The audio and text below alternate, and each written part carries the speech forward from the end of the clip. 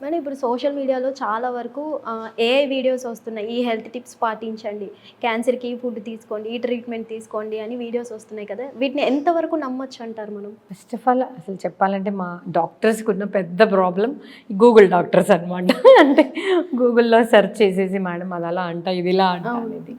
So ఒకటి అంటే everything in medicine is not single like math. As 2+3 = 5 in math at any time. Medicine is like an art. అంటే you have to see the patient clinical symptoms. And clinical symptoms కూడా ఇప్పుడు headache అనుకోండి, brain ట్యూమర్కి headache ఉంటుంది, మైగ్రెయిన్కి headache ఉంటుంది, స్ట్రెస్కి headache ఉంటుంది, anaemia అంటే blood తక్కువ అవ్వడం వల్ల కూడా హెడేక్ ఉంటుంది. ఏ హెడేక్ దేని వల్ల వచ్చింది అంటే డాక్టర్ అయితే కరెక్ట్గా చెప్పగలుగుతాడు. ఏ అయితే నీకు ఇదై ఉండొచ్చు, ఇదై ఉండొచ్చు, ఇదై ఉండొచ్చు, ఇదై ఉండొచ్చు చెప్పగలుగుతాడు అనమాట. సో దట్స్ వై అంటే ఏఐ అంటే నీకు కొంతవరకు ఇట్ ఈస్ అంటే all matter, all data feeded to that it will combination చేసుకొని నీకు ఒక ఐడియా ఇస్తుంది. కానీ ఆ ఏఐ ఇచ్చేది 100% never correct. Never it is 100% correct. Because we should see and single symptom కాదు, సింగిల్ సిమ్టమ్ని పేషెంట్ కండిషన్ ఇంకా అదర్ సిమ్టమ్స్ సైన్స్ ఏమైనా ఉంటే వాటితో కోరిలేట్ చేసుకుంటే ఒక డయాగ్నోసిస్ వస్తుంది.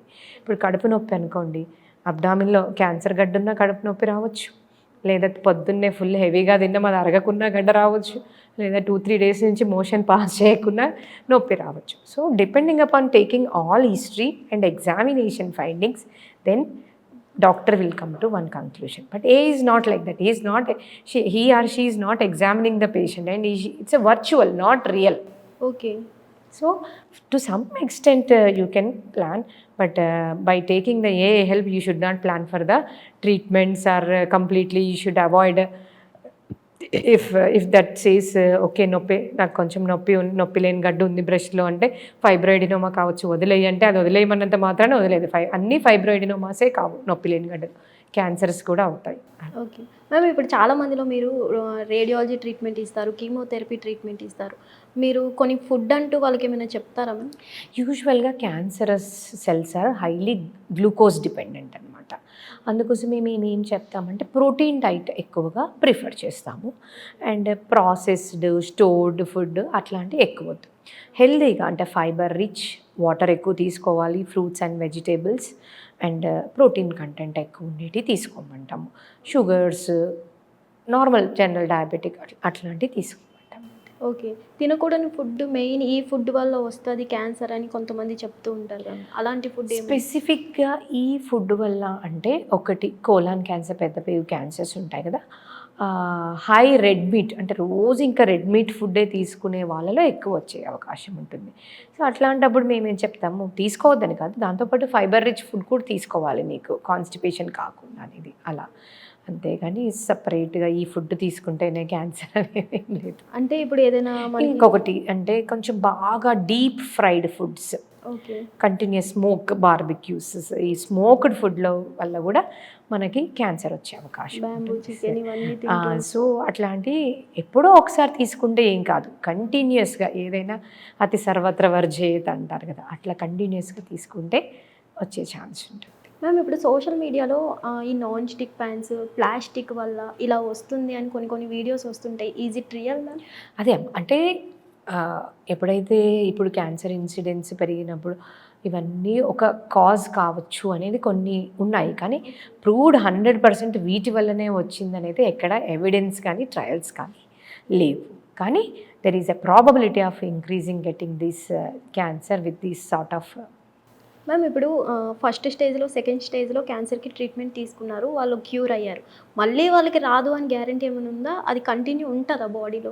కంటిన్యూ ఉంటుందా ఉండదా అని కాదు, రాదు అనే గ్యారంటీ ఏం లేదు, వస్తుందనే గ్యారంటీ కూడా లేదు అలా. ఓకే, సో అందుకోసమే ఫాలోఅప్లో పెడతాం పేషెంట్స్ని ఎవ్రీ 3 మంత్స్కి 6 మంత్స్కి. ఒకసారి క్యాన్సర్ ట్రీట్మెంట్ అనేది ఫస్ట్ ఇయర్ తిరగబెట్టే అవకాశం ఎక్కువ ఉంటుంది అనమాట, 80%. ఒకవేళ వచ్చేది ఉంటే ఫస్ట్ ఇయర్లో 80% ప్రాబబిలిటీ ఉంటుంది. సెకండ్ ఇయర్ నుంచి 5th ఇయర్ వరకు ఇంకొక 10 to 15%. ఆఫ్టర్ 5th ఇయర్ యూజువల్గా the probability of getting is very less. Okay. So అందుకోసమే follow up first 5 years compulsory. Cure అయినా కూడా డాక్టర్కి చెప్పినట్టుగా 3 months 4 months 6 months 1 year months వచ్చి చూపించుకుంటూ ఉండాల్సి ఉంటుంది. మ్యామ్ ఇప్పుడు స్టేజ్ 4లో కానీ స్టేజ్ 3లో కానీ కీమోథెరపీస్ ఇచ్చినప్పుడు బోన్ మ్యారో చేసినప్పుడు వాళ్ళకి లైఫ్ ఎక్కడి వరకు మనం ఎక్స్టెండ్ చేయొచ్చు అంటారు? అలా అదే చెప్పాను కదా, ఒక్క క్యాన్సర్ కని కాదు, ఇలా మల్టిపుల్ క్యాన్సర్స్. కొన్ని స్టేజ్ 4 క్యాన్సర్స్ 3-4 monthsలోనే చనిపోతారు. కొన్ని స్టేజ్ 4 క్యాన్సర్లు 5 years 6 years వరకు ఉంటారు.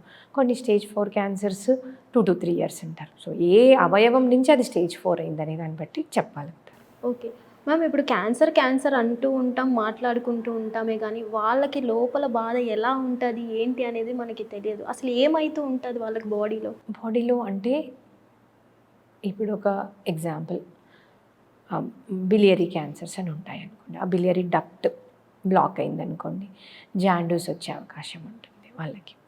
లేదు క్యాన్సర్ కణాలు వెళ్ళి బ్రెయిన్లో కూర్చున్నాయి అనుకోండి, అప్పుడు ఇంట్రాక్రేనియల్ టెన్షన్ రేజ్ అయిపోయి హెడేక్ వామిటింగ్స్ వచ్చే ఛాన్స్ ఉంటుంది.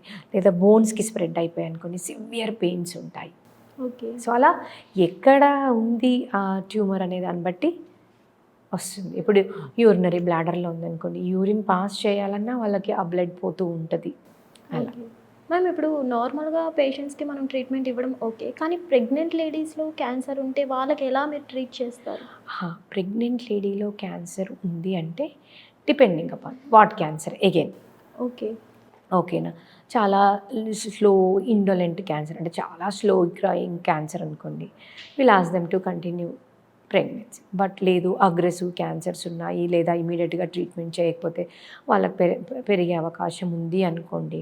ఒకవేళ ఇప్పుడు తన ప్రెగ్నెన్సీ ఉంది, బ్రెస్ట్ క్యాన్సర్ అనుకోండి, కీమోథెరపీ డ్యూరింగ్ ప్రెగ్నెన్సీ అవాయిడ్ చేస్తాము, కీమో అండ్ రేడియేషన్స్.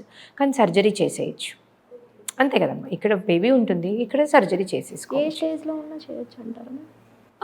చేయొచ్చు, స్టేజ్ 4 కాకుండా. స్టేజ్ 4 అయితే అసలు ప్రెగ్నెన్సీ కంటిన్యూ చెయ్యమనము. ఎందుకంటే బికాజ్ 9 months వెయిట్ చేస్తే ఇంకా పెరిగిపోతుంది కదా తన డిసీజ్ అనేది, ట్రీట్మెంట్ ఏమి ఇవ్వకుండా క్యాన్సర్కి. అలా అది బేబీ మీద ఏమైనా ఇంపాక్ట్ ఉంటుంది. అందుకోసమనే ప్రెగ్నెన్సీ టర్మినేట్ చేసి ఈ ట్రీట్మెంట్ స్టార్ట్ చేస్తారు. ఎక్కడైతే ప్రెగ్నెన్సీ టర్మినేట్ చేయకుండా దీనికి ట్రీట్మెంట్ ఇచ్చుకోవచ్చు అనే వాటికి ట్రీట్మెంట్ ఇచ్చేస్తాం. రీసెంట్గా ఇక్కడ మనకు ఈ మధ్య కాలంలో, ముందు ప్రెగ్నెన్సీ ఉన్నప్పుడు రేడియేషన్ అనేది మనం ఎవరము ప్లాన్ చేయకపోవాలి. కానీ రీసెంట్గా ఏంటంటే ప్రెగ్నెన్సీ ఉన్నా కూడా ఇప్పుడు ఉన్నప్పుడు కొంతమందికి రీసెంట్గా ఒక పబ్లిష్ అయింది, ఒక హాస్పిటల్ వాళ్ళు ట్రీట్ చేశారనమాట గొంతు క్యాన్సర్. అంటే తనకి ఈ పార్ట్కి ఏ రేడియేషన్ వెళ్ళకుండా, ఎటువంటి మినిమల్ రేడియేషన్ కూడా వెళ్ళకుండా బేబీ ఉంది, దీనికి మాత్రమే రేడియేషన్ వెళ్ళేటట్టుగా తగిన షీల్డింగ్ అవన్నీ చేసుకుని తన గొంతు క్యాన్సర్ క్యూర్ చేశారు, తన డెలివరీ అయిపోయింది. సో అలా మేము ఇప్పుడు క్యాన్సర్ తగ్గించడానికి ఏమైనా అడ్వాన్స్డ్ టెక్నాలజీస్ ఏమైనా కొత్తగా వచ్చాయేమో? అంటే ఇప్పుడు మనము ఒక్కొక్క దాన్ని చూసుకుందాం. సర్జరీలో చూసుకుందాం అనుకోండి, అంటే క్యాన్సర్ తగ్గించడం కంటే కూడా, ఎస్పెషల్లీ తగ్గించడం ఒక ఎత్తు అయితే, పక్కనున్న నార్మల్ ఆర్గాన్స్ డ్యామేజ్ కాకుండా చూసుకోవడం అనేది కూడా చాలా ఇంపార్టెంట్. ఇప్పుడు సర్జరీస్లో open surgeries, minimally invasive surgeries అంటారు, రోబోటిక్ సర్జరీస్. అప్పుడు ఏమవుతుంది, వాళ్ళ హాస్పిటల్లో సైడ్ ఎఫెక్ట్స్ అనేవి అవి తక్కువ ఉంటాయి, ఎక్కువ స్టే చేయాల్సిన అవసరం. అలాగే రేడియేషన్లో అనుకున్నామండి, ఒకప్పుడు కన్వెన్షనల్ కోబాల్టెరాలు చాలా అంటే క్యూర్ అయ్యేవాడు, కానీ ఉన్నన్ని రోజులు చాలా ఇబ్బందులు సైడ్ ఎఫెక్ట్స్తో ఉండేవాళ్ళు. కానీ now the radiation has move from 3D CRT, IMRT, IGRT, proton therapy, stereotactic. అంటే టెక్నిక్ పెరిగిన కొద్దీ నీకు అడ్జసెంట్ నార్మల్ ఆర్గాన్స్కి తక్కువ సైడ్ ఎఫెక్ట్స్ వస్తాయి, ట్యూమర్ కంట్రోల్ ప్రాబబిలిటీ అనేది పెరుగుతుందన్నమాట. అలానే మెడికల్ ఆంకాలజీలో చూసుకున్నాం అనుకోండి, కీమోథెరపీ అంటే బాడీ మొత్తంని ఎఫెక్ట్ చేస్తుంది. ఏ క్యాన్సర్లో అయితే మనం టార్గెట్స్ని డిటెక్ట్ చేయగలుగుతామో, రిసెప్టార్స్ని డిటెక్ట్ చేయగలుగుతామో, అప్పుడు టార్గెటెడ్ థెరపీ ఇస్తామన్నమాట. టార్గెటెడ్ థెరపీ ఇస్తే ఎక్కడైతే ఆ క్యాన్సర్ కణాలు ఆ టార్గెట్ని ఎక్స్ప్రెస్ చేస్తున్నాయో అక్కడికి మాత్రమే వెళ్ళి ఈ డ్రగ్ అనేది పనిచేస్తుంది. అప్పుడు నార్మల్ ఆర్గాన్స్ అనేవి తక్కువ సైడ్ ఎఫెక్ట్స్ ఉంటాయన్నమాట. హార్మోన్ థెరపీ ఉంటుంది బ్రెస్ట్ క్యాన్సర్స్లో, తర్వాత ఇమ్యూనోథెరపీస్ అని వచ్చాయి కొంత. సో ఈ సైడ్ ఎఫెక్ట్స్ ఇలా అడ్వాన్స్డ్ వెళ్ళిన కొద్ది సైడ్ ఎఫెక్ట్స్ ప్రొఫైల్ తగ్గుతుంది, క్యూర్ అయ్యే ఛాన్సెస్ పెరుగుతుంది. ఓకే మ్యామ్, ఇప్పుడు క్యాన్సర్కి ఒక ఏజ్ అంటూ లేదు మనకి. సో 60+ వాళ్ళకి వస్తే మీరు ఎట్లాంటి ట్రీట్మెంట్ అందిస్తారా? అసలు ట్రీట్మెంట్ వాళ్ళకి చేయొచ్చు అంటారా? Age is a number. How fit the patient we will see. ఇప్పుడు 60 ఇయర్స్కే వాడు కంప్లీట్ మాల్ నరిష్డ్ అయిపోయి బెడ్ రిడన్ ఉన్నాడు, ఇంకా అసలు ఏ రకంగానూ బాగాలేడు, బీపీ ఉంది, షుగర్ ఉంది, స్ట్రోక్ ఉంది, హార్ట్ అటాక్ ఉంది అనుకో, అండ్ క్యాన్సర్ ఈజ్ నాన్ అంటే క్యూర్ అయ్యే ఛాన్స్ కష్టం ఉందనుకో, we will tell them best supportive care. అంటే ఉన్నన్ని రోజులు మంచి చూసుకోండి అనేది అర్థం. నొప్పి వస్తే నొప్పి ఇంజెక్షన్, వామిటింగ్ వస్తే వామిటింగ్, అట్లా. లేదు 80 ఇయర్స్ ఉన్నాడు కానీ చాలా ఫిట్గా ఉన్నాడు, పేషెంట్కి కోమార్బిడిటీస్ ఏం లేవు, మంచి క్యూర్ అయ్యే క్యాన్సర్ అనుకో, ట్రీట్మెంట్ తీసుకోమని physical strength. So depends upon, like I don't know, age is a number, but the biological age and numerical age is different అనమాట. Patient fitness and which stage the cancer he has, whether he is going to tolerate the side effects of the treatment, or that one will decide the treatment. Ma'am, మీ దగ్గర చాలామంది patients వస్తారు కాబట్టి మాకు radiology వద్దు, chemotherapy వద్దు, surgery వద్దు, just ట్యాబ్లెట్స్తో తగ్గించే చాలామంది అడుగుతారు కానీ అది పాసిబుల్ కాదు, ఇంపాసిబుల్ అంటారు. అంటే కొన్ని క్యాన్సర్స్, ఇప్పుడు ఈజీఎఫ్ఆర్ మ్యూటేషన్ లంగ్ క్యాన్సర్స్ ఉన్నాయనుకోమ్మా, టార్గెటెడ్ థెరపీ కీమో టాబ్లెట్స్ ఇచ్చేసి పంపిస్తాము. అన్ని క్యాన్సర్స్కి అలా ఉండవు.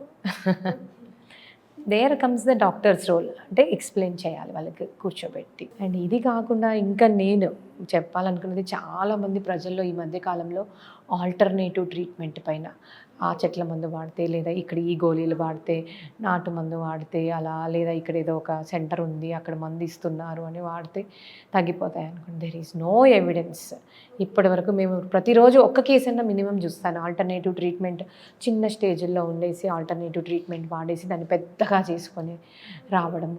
సో అనవసరంగా యూట్యూబ్లో దాన్ని ప్రమోట్ చేసేసి ఎవిడెన్స్ లేకుండానే ప్రమోట్ చేసి ఒకరిని చూసి ఇంకొకరు, కానీ ఒక్కరు కూడా తగ్గింది.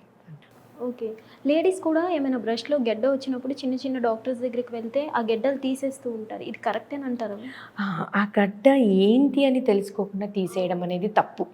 మామూలుగా ఫస్ట్ అసలు ఆ గడ్డ నీకు సస్పీషియస్ ఉంటే సూది పరీక్ష, ఎఫ్ఎన్ఏసి కానీ లేదా బయాప్సీ, చిన్న ముక్క తీసి పరీక్ష పంపించి, నాన్ క్యాన్సరస్ గడ్డ అనుకోండి వదిలేయచ్చు. క్యాన్సరస్ గడ్డ అనుకోండి, క్యాన్సర్ డాక్టర్ దగ్గరే సర్జరీ చేయించుకోండి. ఎందుకంటే ఆంకాలజీ ప్రిన్సిపల్స్ అనేవి డిఫరెంట్గా ఉంటాయి. Normal just wide local excision కాకుండా దానికి proper lumpectomy or axillary node dissection అలా ఉంటాయి. సో అలా particularly trained in that field doctor దగ్గర ట్రీట్మెంట్ తీసుకుంటే మీకు క్యూర్ అయ్యే అవకాశం, బెటర్గా ట్రీట్మెంట్ అయ్యే అవకాశం. Okay, thank you so much. Thank you. Hit TV app, ఇందులో short news, live news, entertainment shows, movies, digital magazines తో పాటు మీ జిల్లా వార్తలను కూడా ఫ్రీగా చూడొచ్చు. ఇంకెందుకు ఆలస్యం, వెంటనే హిట్ టీవీ యాప్ ని డౌన్లోడ్ చేసుకుని ఫ్రీగా ఎంటర్టైన్మెంట్ పొందండి. Hit TV app, hit TV app, please download hit TV app. Hit TV యాప్ని ఫ్రీగా డౌన్లోడ్ చేసుకొని ఎంజాయ్ చేయండి. మీకు నచ్చిన ఎంటర్టైన్మెంట్ కోసం హిట్ టీవీ యాప్ ని ఫ్రీగా డౌన్లోడ్ చేసుకుని ఎంజాయ్ చేయండి. హిట్ టీవీ యాప్ని డౌన్లోడ్ చేసుకుని ఆస్వాదించండి, ఆశీర్వదించండి. ఇంతమంది సెలబ్రిటీలు హిట్ టీవీ యాప్ ని డౌన్లోడ్ చేసుకోండి అని చెప్తున్నారంటే ఎంత మంచి యాప్ ఆలోచించండి.